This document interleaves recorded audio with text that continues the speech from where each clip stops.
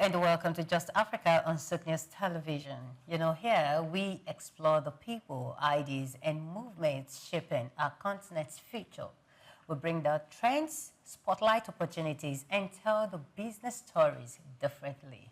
I am Umevi Idolor, and of course, Emmanuel Amulu is with me in the studio. Hello, Amulu. Hello, Umevi. Hello, the viewers.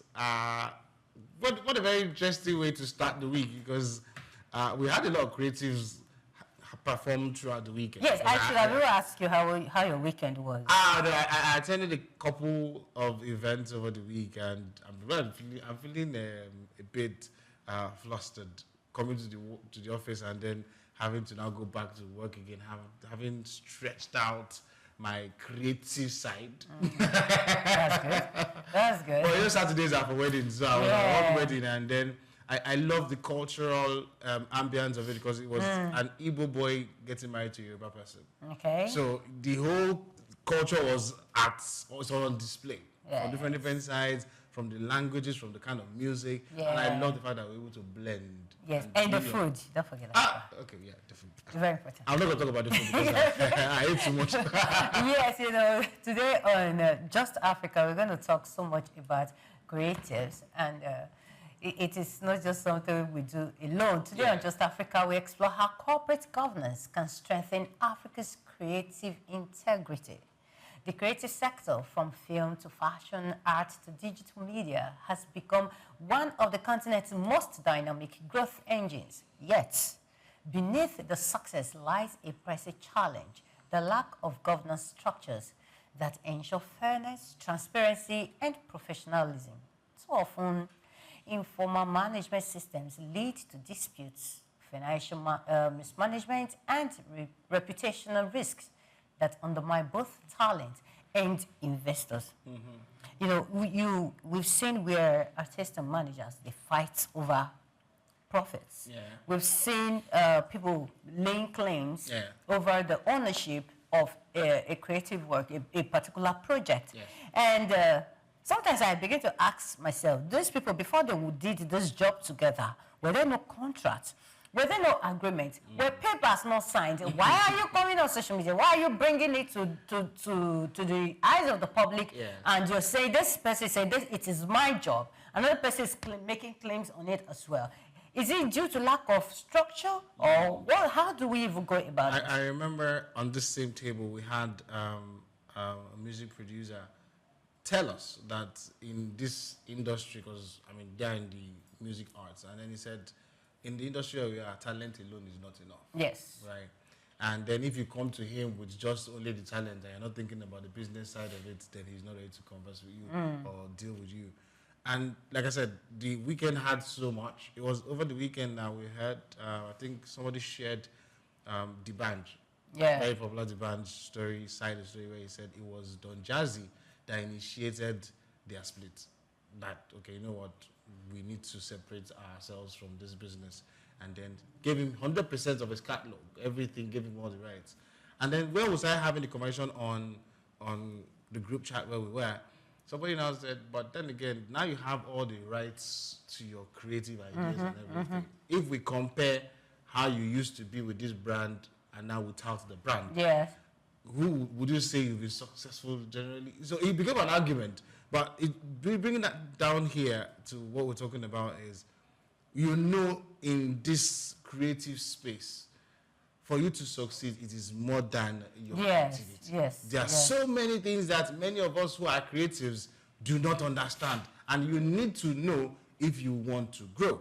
And that's why we're having today's conversation. Especially our guests to help us break down some of these details. Because I know there are so many information out there, but at the same time, too much information can also be a problem to you if you don't know how to use it. Exactly. I love the fact that our guest is a legal practitioner who understands the agreement, the paper signing, and all those things. But before we bring him in, we'll go on this quick break, and when we come back, you'll meet him. Stay with us, we'll be right back.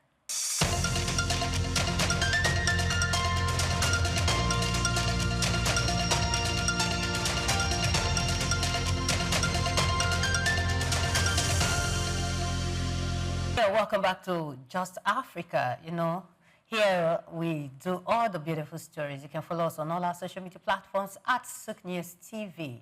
Please like, share, subscribe, and comment. Make your comments. Then, of course, some of your comments will be read during the live show. Yes, in today's show, we explore how corporate governance can strengthen Africa's creative integrity, building trust, structure, and sustainability in an industry long driven by passion but short on systems. So our guest, Ifeoluwatomi, I hope I pronounced that well, Adenuga, a legal practitioner and corporate governance expert at Duke and Bob Manuel, brings a unique perspective at the intersection of law, business, and creativity. Through his work in advising organizations and creative entrepreneurs, he advocates for governance as the backbone of credibility and long-term success. Okay, so what should I call you now? Adenuga or... I like to call him barista, but he doesn't like it. Please don't listen to Emmanuel. Ife is just fine. Ife is just fine, right? Yes. Don't listen to him. Yes, in fact, he's a bone in my throat. I can't breathe him. I can't swallow him. I just have to get content with me. Yes. Welcome to the show. Thank you very much. I was getting to the studio. It was good. It's a beautiful morning in Lagos. Getting here wasn't hectic, so it's good to be here. Wow, I like that. You didn't come with the traffic story, so so Lagos is the Okay, so let's start from the very beginning. When we say corporate governance, governance, what does that mean for someone who is in the creative industry, not generally now? Well, I mean, there's no way to talk about corporate governance in the creative industry without talking about it in general sense, right? Corporate governance simply means the set of rules and procedures that bring about transparency and structure to a business, right? Most times when we talk about creativity, we always look at the fluid aspect of things, right? But there's also the business side, right? So when you put in your creativity into a product, right, you need to sell it in the commercial market, right? And that commercial market is the business side, right? So corporate governance in the creative sense is, it just means just procedures, just things that you put in place that bring around transparency and integrity to the product itself.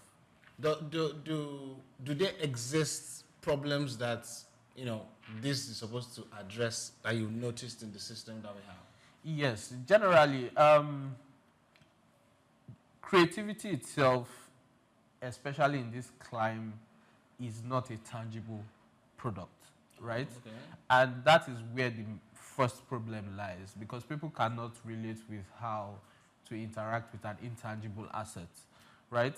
So the first problem will be, how do we get this intangible asset to become a commodity that can be traded, right? So for example, I have a song. A song is not something I can hold. If I say I am Ifeoluwatomi and I'm passing my song to my estate, right, it is not a physical thing that is being passed to the estate. But where corporate governance comes in is with the administration of these intangible assets in such a way that they are protected, their value is enshrined in the product itself, right? And it can also increase in value. Do you understand? Yeah. Okay, so there are so many pitfalls. You just mentioned only one now, but there are many. So especially in the creative industry. But before you talk about that, many artists or maybe producers, movie producers, they tell you that the reason some things happen in the industry is because there is no structure. Yes. Would you agree to that statement, that because there's no structure, people just do things haphazardly? Or it is true that we've always had a structural problem. As a matter of fact, we have more structure today than we had in the past, right? Okay. And it is still a work in progress. So we are still building more infrastructures around our creative industry.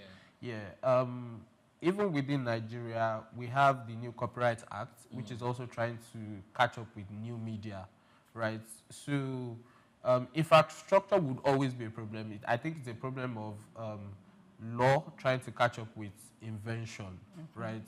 And the more you have new things, the more you have to create a structure within which those things are implemented.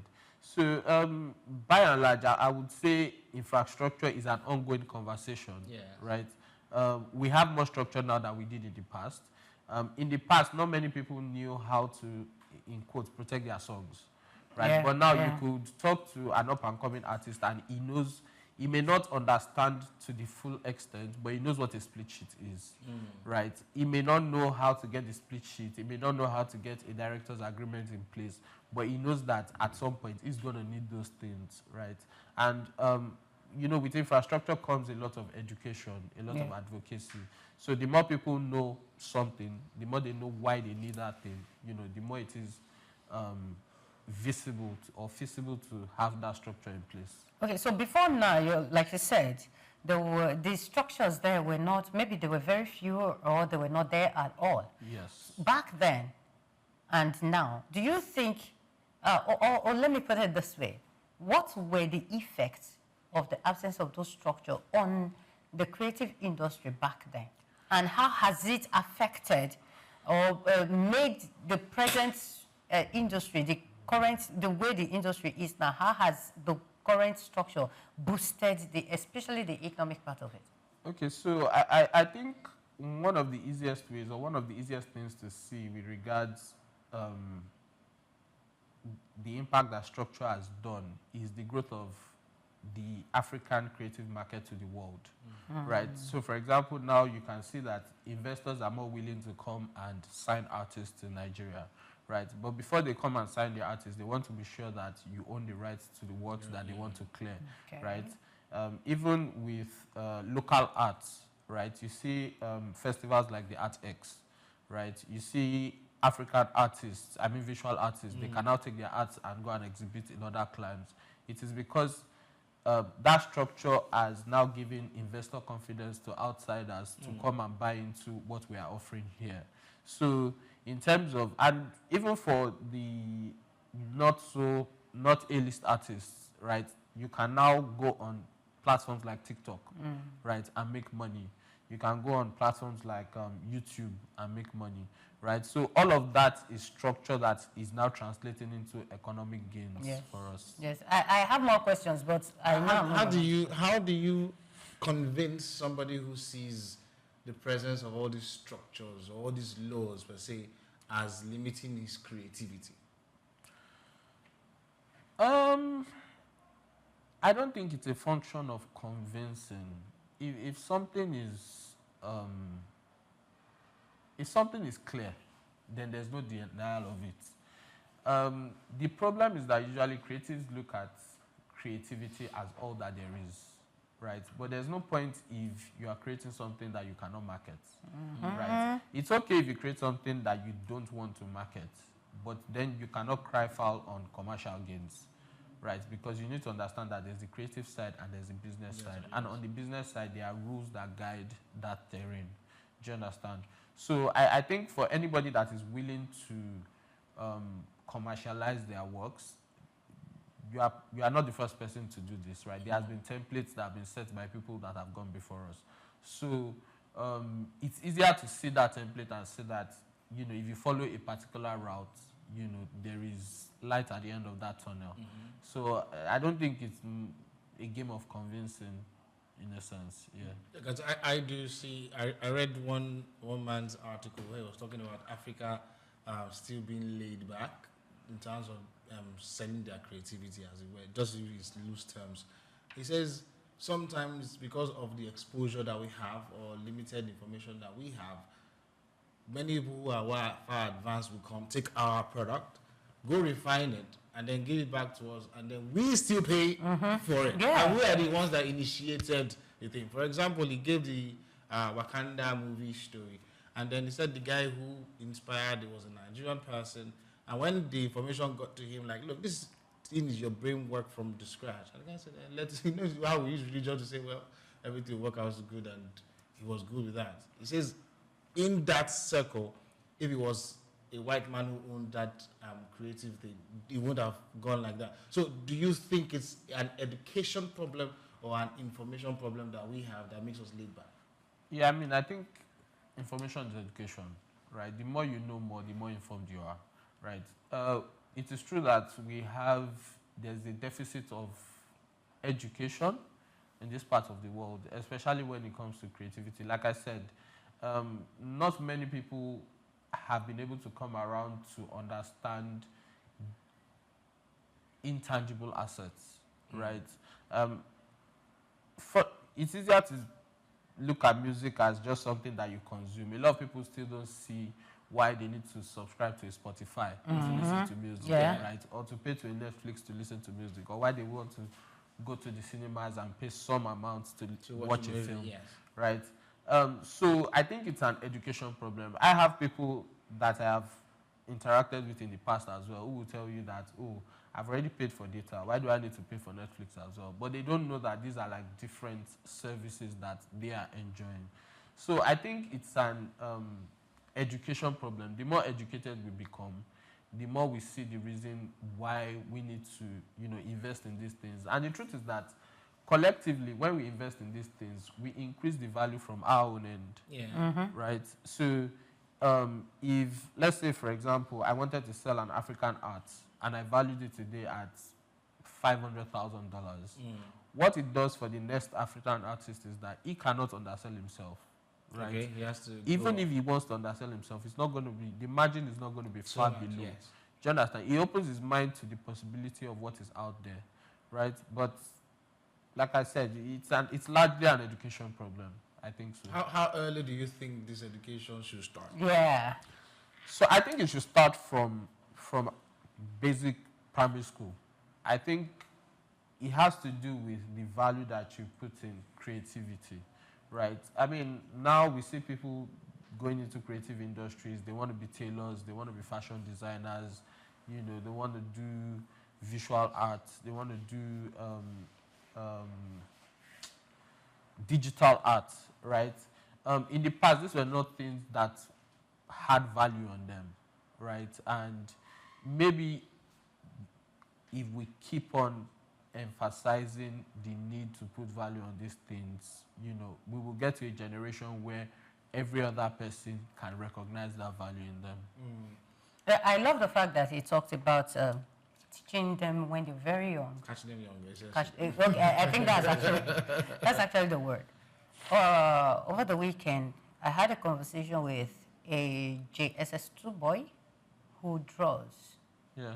Very well, very good with a pencil and all that. So we found out that teachers call him to come and draw.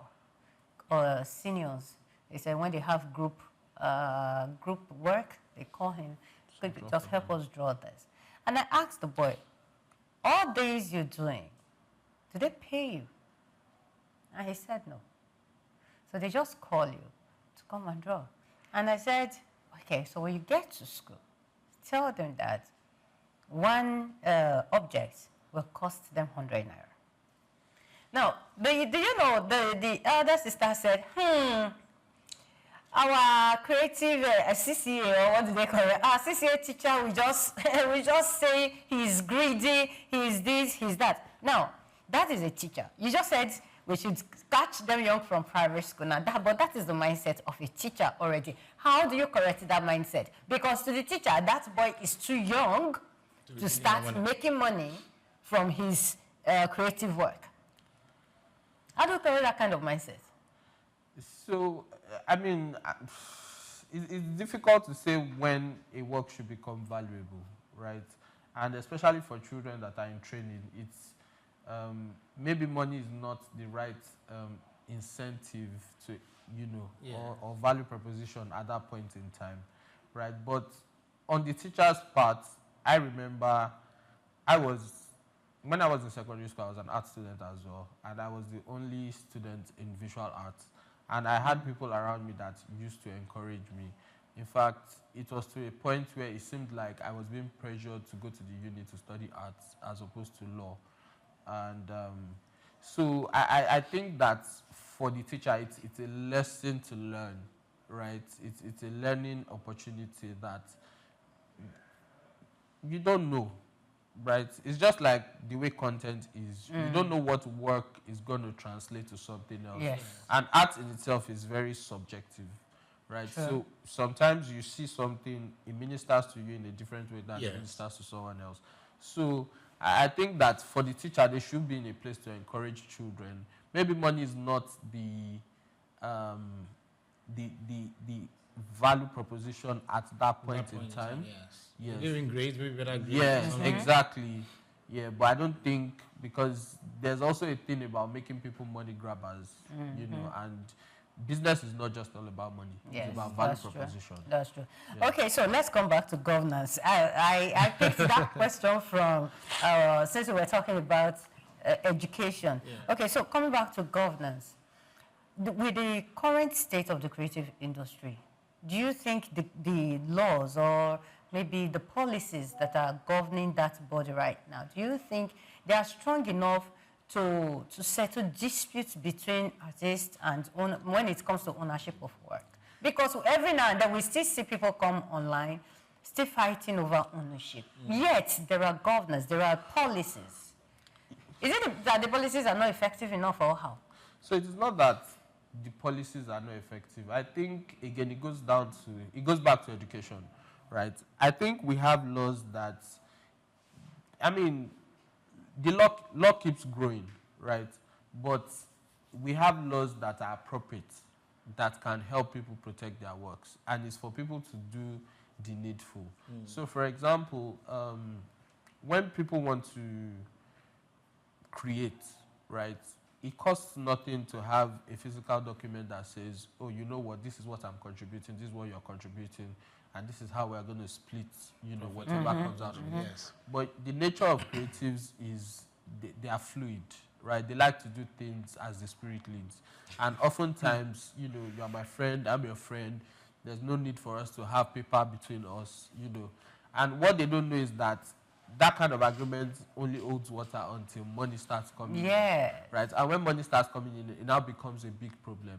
And it also comes from, and this is also education, people do not realize that it's a creative business.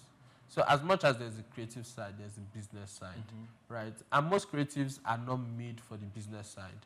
It is good to be educated about the business side, because more often than not, you, the creative, you are the business, right? But then again, you would also be getting people to work on your team that will manage the creative side. So for example, most artists, they have managers, right? The manager is managing the artist's interests, right? The artist should be in a place of knowledge where he knows that if this manager is messing my business up, I need to let him go, right?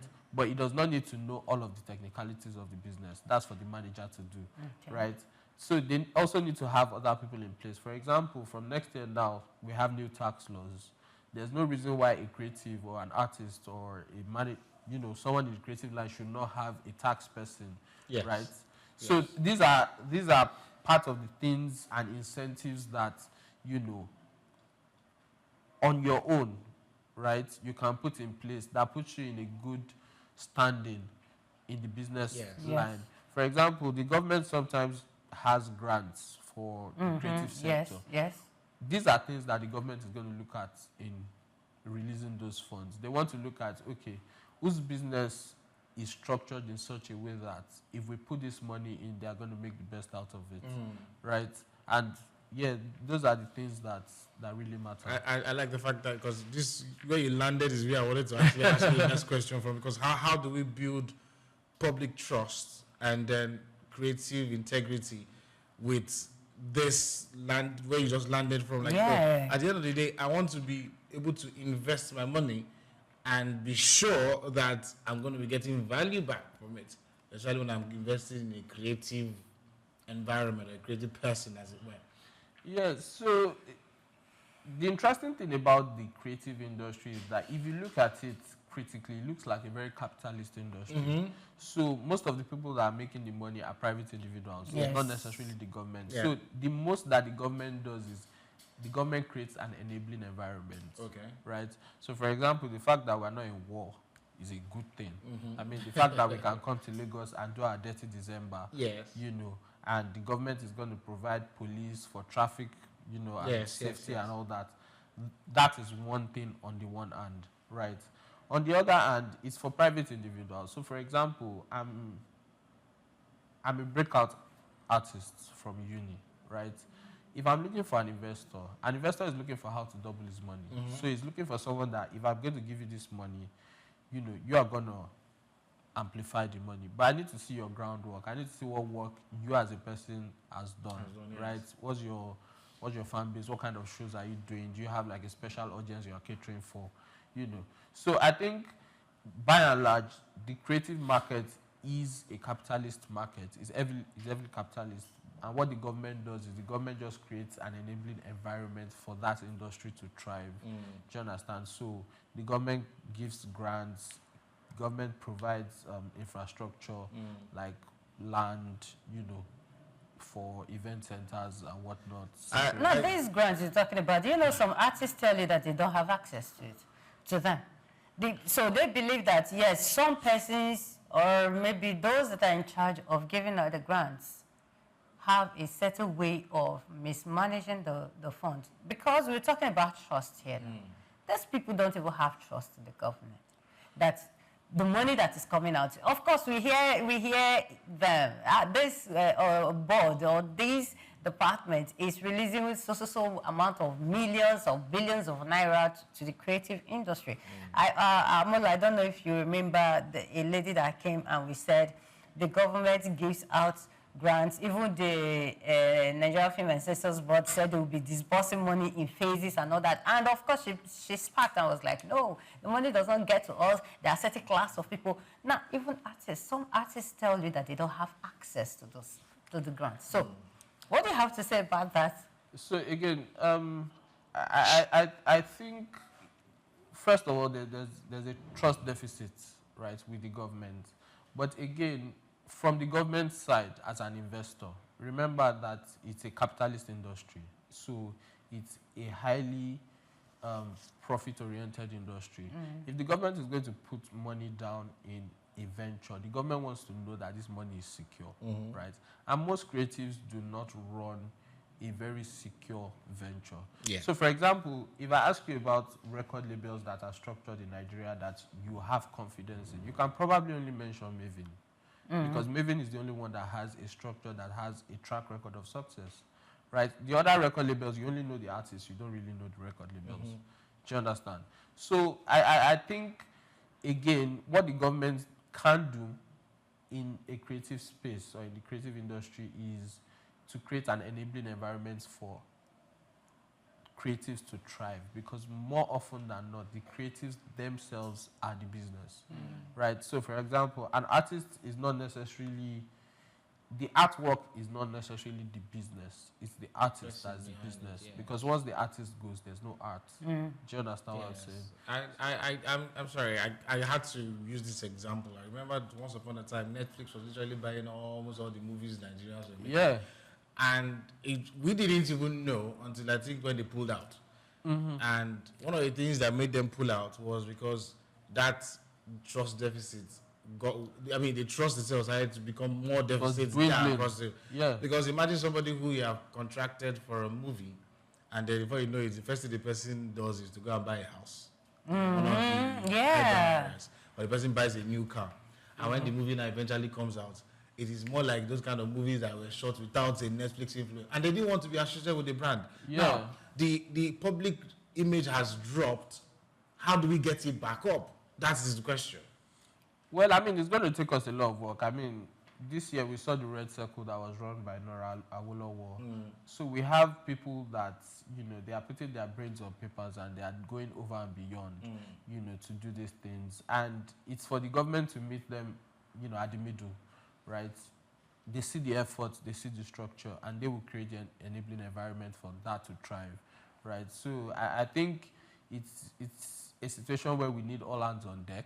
Right, regardless of where we are coming from, we are no longer just operating in the Nigerian economy. We are operating in the African economy. We are operating in the global economy. Right, so we cannot say because the government is not supporting that's the reason why the industry is not thriving. Yes. Right? We have other people that are handing us bailouts, and I think we should meet them halfway as well. Africa has naturally creativity. It comes natural to us. It's the fact that we seem to not know how to maybe harness these things, and then we need to know what the problems are, even if it's a handful of them. Because yes, imagine a place where the government has also created an enabling environment, right? And then it's still not growing. I saw a movie from South Africa recently, and then somebody in the house just remarked, South Africa has gone farther than us in Nollywood. And it was because little things like picture quality and all that was so enhanced. Of course, the movie was on there. I mean, in all fairness, even as far back as the early 2010s, Yes. you know, we were traveling to South Africa to do music videos.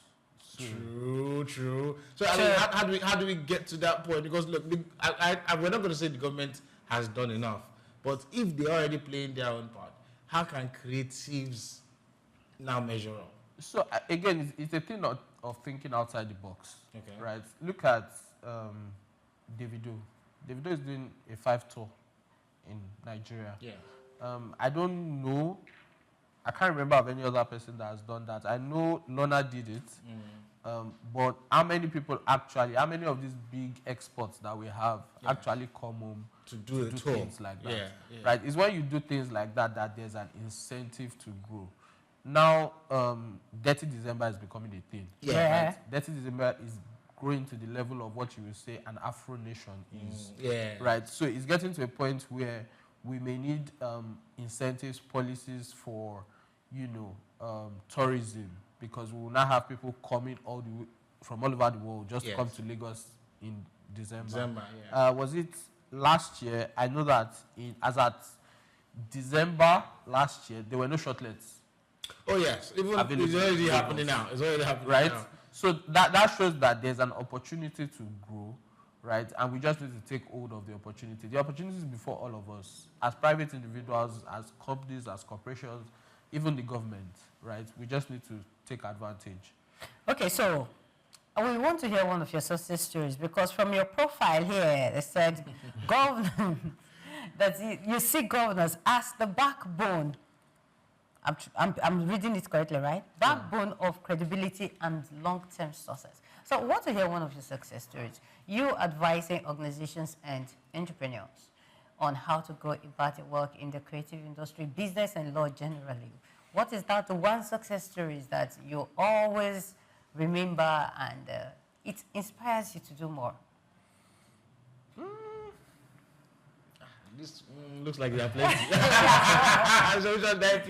so much. That's good. Yeah, so I don't know, because of confidentiality, I may not be able to say it too much, yeah. right? But I'll make a reference to a public instance, right? We remember when Kiss Daniel left his record label, right? And he took his name, right? And he had to use another name. Yes, instead of Kiss, it has to do KSZ. So what we typically advise other people to do, especially creatives, is create a company that represents you, right? What that does is it gives a separate personality to you, right? So the company that's contracted on your behalf, right, takes all the, the obligations, the liabilities, the incentives. It puts a structure to your business, right?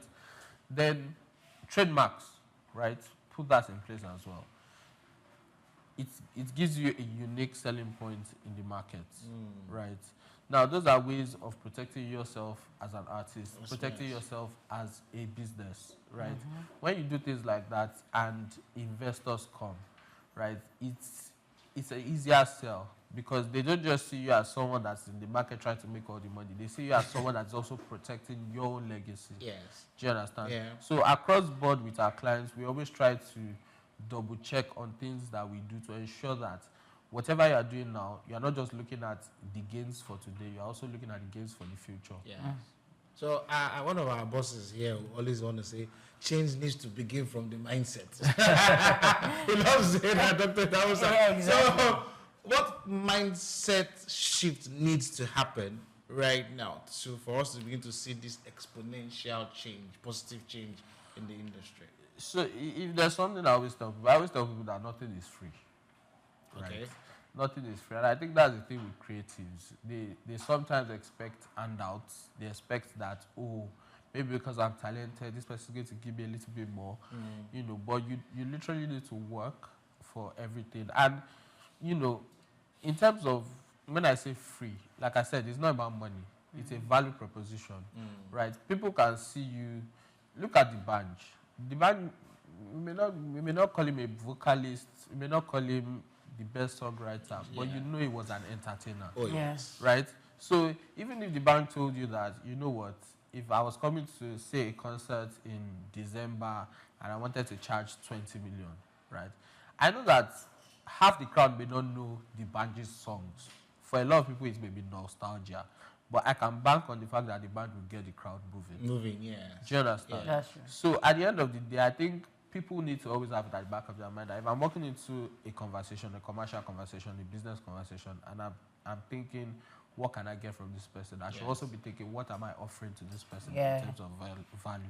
Okay, so what are you offering to the person in terms of value is a question that our audience need to answer. But there are so many questions that we want to ask even after this break. So don't go anywhere. We'll be right back. Stay with us.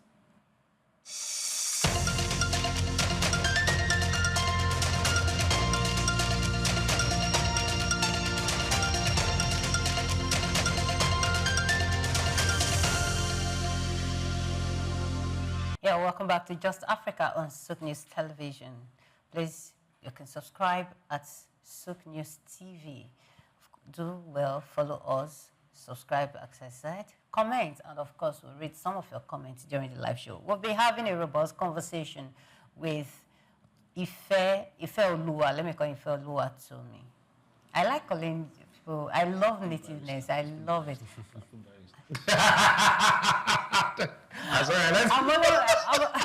I'm always not being nice. You have to be nice during the show. We need to acknowledge now that we have a lawyer in the building.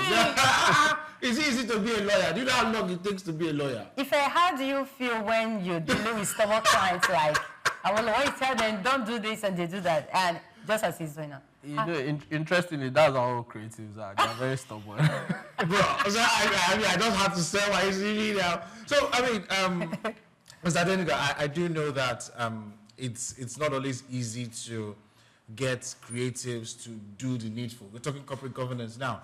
Sometimes they'll tell you, oh, I don't need the manager, let me sign some of these things. Yes. And then sometimes when they land in trouble, that's when they come to you. How do you deal with such people? Well, sometimes it doesn't pay for fire to burn you once. You know. Okay. At least the person should be burnt twice. Yeah, so as lawyers, it's more expensive to remedy a bad situation. Yeah. So sometimes we'll take it, you know, but by and large, what we do with clients most times is we educate them through the process. Like I said, education is very important, right? For most of them, it's not that they are being stubborn. They just don't know. They just don't know. So the moment you explain to them, you teach them, you educate them on why it is necessary, you would realize that some of them will start relying on you more than they go to God. You know, so before they do their next move, they guy, lawyer, sorry, I wanted to run this by you. Is it okay? You know, we have a few of them that's what they do. Yes. You know, before they make their next move, they will call you first to run it by you. Okay. So it just takes education to get them to that point, to get them from a point of ignorance to actually knowing why it is important. Yes, so education, that's where mentoring comes in. Do you have some artists that you mentor, you have to teach them or you have to guide them through? Do you have any particular one, or you just wait until someone comes to you? So, to be honest, we live in a world where almost everybody is a creative, right? I mean, someone is probably somewhere singing a song on TikTok, you know, or YouTube, you know, trying to monetize, you know, whatever it is. So even at the bare minimum, bare level, even with friends and families, when they get their employment contract, sometimes you always advise them, bring it, let me see it. You know, there's no harm in a second eye looking through it. Yes. Right. So I think with everyone generally, there's a bit of mentorship. Yes. There's a bit of education as well, right? Some clients, they rely on you more than you will have them to do, right? So that is where education should come in, because if you do a thing for 3, 4, 5 years, there are some questions that I would expect that you wouldn't be asking me, right? But there are also some that they are educated. So, for example, when I receive contracts from clients and they tell me that, oh, I want you to review this thing, the first thing I ask them is, have you gone through it? Right? Because I need you to look at it as well. I'm not going to ask you to, act based on your own understanding of the contract, but I need to know that you are looking at what it is you are getting into, right? It is that way that you understand, over time. Yes. The importance of what exactly it is that, and for some people they will tell you that should be the contract in English language. I want to assure you that it is when you let them go through it and then you explain it to them that they realize the difference in their understanding and your understanding of the agreement. And that is how they learn to value your opinion. I do like that you won't let this go. Somehow your answers are always leading me to my next question. At Duke and Bob Manuel, of course, they help you where you work. Run us through what other services that you guys do, other than, contract or... Okay, so generally, we deal with creatives from films to music to comedy to film score producers, but we also do corporate governance as well for small and medium scale businesses. Okay. Right? So I always tell people that corporate governance is like the food you give a child. Right? When you give birth to a child, the child cannot sit on his own, he can't stand on his own. He needs a lot of mentoring. So corporate governance is that structure that you put to a business that in the long run allows the business to be able to stand on its own. And it's as simple as, basic things like, make sure that every agreement that we do is in writing, right? Make sure that no two people have access to the account. It's as simple as, before you are able to, do transaction within a particular threshold, it must be authorized by so and so person. This is going too complicated. It's for a small business. No. So again, necessity is the mother of invention, right? The level of corporate governance does not need to be elaborate, right? I'm sure you've walked into small shops where they will tell you that they don't take cash. That's transfer. That is a level of corporate governance, because they might have experiences where maybe the person at the sales point was stealing money, and they are trying to take care of that as well. Do you understand? So corporate governance comes into businesses wherever the business is at, right? It's not some elaborate concept just for big companies. Because it is sounding like that when you okay, I have to get to my business is just me. You see, the same way you have Ayra going through documents and moving, is the same way someone from Ikorodu or Joelegba or Ikeja that is yet to break out should also go through his own agreements, right? The stakes may be different, but it's good practice, because it is what you do when you're at Joelegba that you do when you're at Ikoyi. Exactly. Okay, so first of all, some artists feel that to get a lawyer is expensive. For us to go to what's the name of the for us to go there now, they will start asking us for millions of naira and all that. So how affordable? You have to make it like you understand? How affordable can you people go for an artist who is just coming up? The person is trying to protect his intellectual property. And of course, or maybe someone is saying, don't worry, I'm going to give you a car, give you a house, without understanding the other part of the agreement. And the person wants to come and meet you, Barrister Ife. Can I afford you? Like you? Yes. Not to sound cheap, we are not affordable. However, I think law is a noble profession, right? And more often than not, beyond money, like I said, it's always a discussion of value proposition, right? So you see an artist today, sometimes it's not about the money. Sometimes it could be that the artist is in a transaction that your conscience will not just let you not help that person out of that situation. Do you understand? At other times, it's not what is getting into some transactions as a lawyer. Do you understand? So again, it's a value proposition. Right, when it's just like when doctors meet patients, right? You have the first consultation, you are talking with the client, you are trying to see what they need, you are trying to see what you are offering, you are trying to see if there's a perfect match somewhere, And that's usually how it works, right? So even beyond the money, we first need to have a conversation to know where the person is at, what's the value proposition, and then from there we'll be able to come to, a middle ground. When an artist comes to you, what is the first thing they come for most of the time? What's that first thing that, okay, I come now, I'm an artist, I need this. They just tell you so many things, but what is that first service that you people always offer to that person? To be honest, I don't think there is a first thing. Okay. I think, again, different people come to us for different things. Yeah. And sometimes different people come to us, they don't even know what they need. Right? That is why you need that first conversation to be able to find out what exactly they need at that point in time. Yeah. But I think, on the social media, there's been a campaign that always get a lawyer, always get a lawyer. Yeah. Right? So what I know that a lot of up-and-coming artists do is that whenever they see maybe a contract, the first thing they do is, oh, let me get a lawyer. Then they now realize they cannot afford a lawyer. Do you understand? Yes. And from my own perspective, more often than not, when I speak to an artist, what I try to look at is, as an artist, where are you going to? Like, what exactly is it that you want? Yes. So for example, I don't want to give a shout out. but I will talk about him, because just so that he knows that I met Mike Frost when he was performing, right? And I went to meet him, in person. I introduced myself. And luckily for me at that time, and luckily for him also, he was looking for a lawyer because he had a transaction that he wanted to do. Yeah. But the reason we went into business was not even because of the transaction he wanted to do. It was because of the conversations that we had, and I knew where he as an artist was going to, and I felt like, okay, this is a journey I want to also be part of, right? So sometimes, like I said, it's about value proposition. Yes.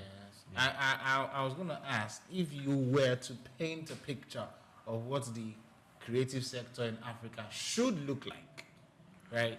What should be inside it? So I think that there's no reason why the creative space in Africa should not be on par or even bigger than the one in Europe, right? So, for example, we don't have grand concert centers in Africa, like the O2 Arenas. Yes. So we should have like 2 or 3 on the continent where we know that, okay, maybe at this time of this year, there's going to be this show, maybe in Rwanda or Kenya or Nigeria or South Africa, right? The same way people, tickets for Afro Nation for next year already on sale. Do you understand? Yes. So we should have things like that in Africa, and all of these things are infrastructure. I know that in Africa we have the AFCTA agreement now, which is also part of the enabling environment, so that people can be able to travel from country to country without, the visas and stuff. Yeah, the nuances that come with it. Yeah, so I think that if we can put all of these things in place, right, Africa is a very fertile ground for, and I mean, look at the Grammys now. We have more Africans featuring nominations. How about we just have ours? Yes. I mean, well, we could do that. That isn't a bad We could do idea. that, but again, there's a lot of work that needs to go into it, right? Not just from the government, from we as a people. Look at, I was at the gym this morning and my friend was telling me that Nigeria is not going to the World Cup. That is sad, but you look at the clout that a country like Nigeria has as a giant of Africa. You look at how much we've put in investment into our sports, and you almost cannot see a future for the sports in this. And it's not a unique story. You can go to maybe 10 or 15 more African countries and almost see the same. Cameroon used to be a very strong African football nation as well. Cote d'Ivoire used to, Ghana is also there. Senegal is there. So you see that it's almost a recurring theme all around Africa. So I think even as private individuals, we need to do more, right? We need to do more, to be able to put the continent where we think that the continent should be.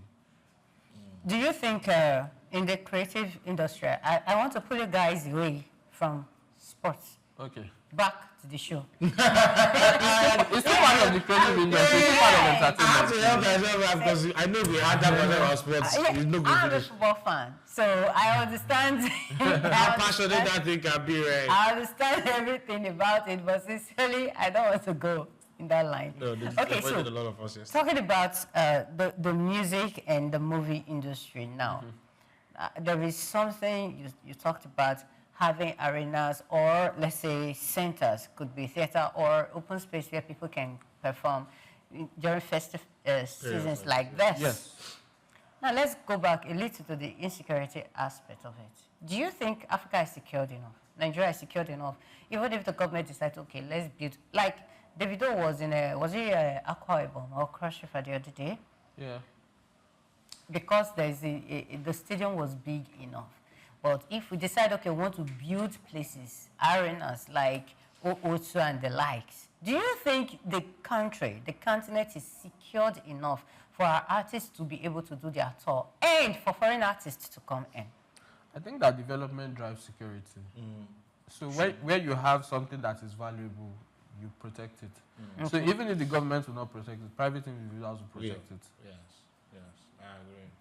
I do. I think the investors, and it's also part of business decisions. Yeah. Right? Okay. It's part of the business. So if you are building an arena, say, $200 million, why would you not be able to protect it? Yes. Our national stadiums, are they protected? Our national stadiums are not Well protected. That's what you Yes. want to hear. But I then mean, again, no.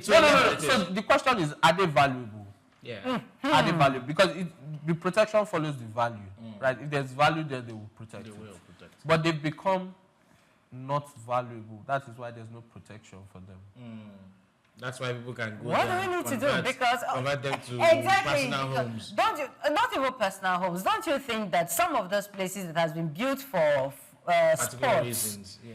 since they are not functioning for the purpose for which they were created, can't we convert them to places where we can have concerts, where people can go to and have good music, where artists can go and just say, okay, I'm coming to Lagos, we're performing at the Teslim Balogun Stadium at Surulere. Or you go to somewhere in Delta State and there is a stadium that is not functioning. Yeah, I mean, we could. What stops us from doing that?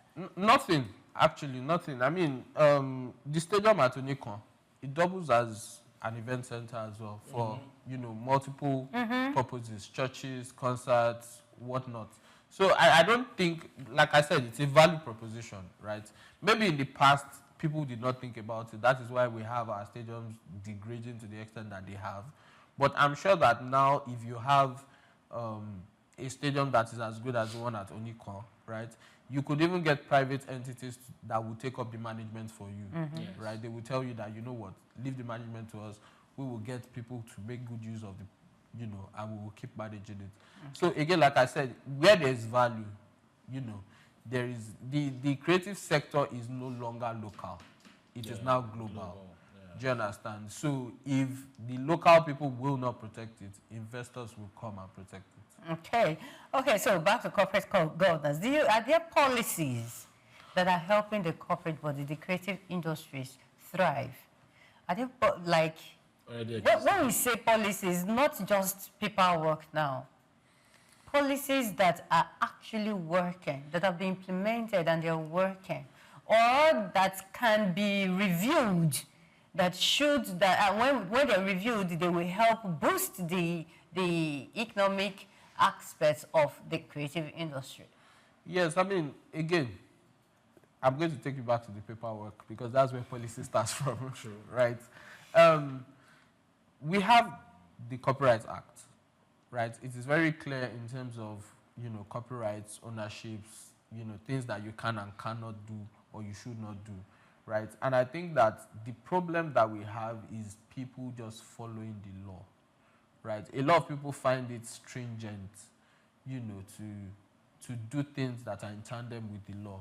Look at the AFCTA. The AFCTA is another move by African countries to aid creativity and across the continent, right? But are people willing to do the work personally or as an organization to also tap into that? So I don't think a majority of why we are not growing as much as we should is as a function of policy. I think it's more of a function of culture that we have not adopted, right? Things that we have collectively and individually not just taken as second nature. Do you understand? Because, for example, if you are a first-rate artist, if you are a breakout artist here, there are a lot of things you probably may not be poised to do. But the moment, say, a Warner or, you know, an RCA comes to the table, you will start looking for paperwork. Yes. You start begging your people, please come and sign, come and clear this one, come and. So it's not that people don't want to do it. It's just that they just feel like they can get away with it here. Yes. Okay. I like the fact that at least from this conversation, anybody who is watching and perhaps wants to delve into it or is already in it has learned one or two things. Because I am not even, but we are creatives, but I am not a musician, but I now know there are steps that I need to take if I want to maybe go onto the global stage, even though I'm still in Ikorodu. Definitely. For example, I also like the fact that you acknowledge that the policies are there. It's just, maybe we're not just used to it. Or maybe it is too big, the English, and it needs to be broken down. I don't even think the English is too big. I mean, at this point, whatever it is, if we had to spell it out in local languages, because some of these things could actually be a problem. Yeah. If somebody in the village does not have time to understand so many matrices, but if it's said in their local dialects, perhaps they can also get to understand the intricacies of these things. Yeah. But I like the conversation today, and one of the things I want to take back is the space is there. It is. You just need to find your own corner so that you can know how to fit in, because you can't be everywhere at the end of the day. You cannot. Okay, so what's the final word for the young artists in Ikorodu, Joeleba, and the big guy in So I'm not going to slice Ikorodu. I also grew up in Ikorodu. So But I think the take home for everyone in the creative industry is that structure is very, very important. You can barely get help or investment without structure, because whoever is going to invest in you, they want to see what they are investing in, right? And when I say see what they are investing in, they want to see it in a structured manner. They want to see that 2 + 2 is equal to 4, right? Even if it's not going to times 3 or times 4, multiply, right? Yes. But they just want to get that assurance that there's a structure in place. It's easy to track your investments that way. Yeah. No, that's a beautiful one. Thank you so much. Thank you so much once again, Ifeoluwatomi, for coming on the show. We appreciate your presence. And This calls the name like it's some and I'll before you call for me again. And thank you for your insights. I really want to answer this young man. Yeah. And I hope that next time I'll call on you, you'll be available to be on the show. Yeah, definitely. One of our passionate sports is advocacy. Yeah. Because, again, like I said, I think I've overflogged education, right? So we like to let people know. Yeah, okay. Information is power. Information is power. Thank you so much for coming on the show.